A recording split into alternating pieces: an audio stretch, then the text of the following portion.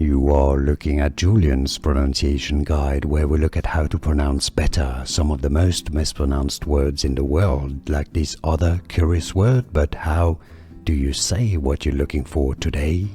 Let's learn how to pronounce this name. This is the name of a region located in Switzerland, but in the Italian speaking part of Switzerland, so southern Switzerland. This is why the Italian pronunciation applies, Ticino. And yes, this is why the C is pronounced like CH, because a C before an I in Italian, like cappuccino, is pronounced like CH, Ticino. Ticino, the stress is on the second syllable. If you cannot pronounce Italian perfectly, you can say Ticino, from Italian Ticino.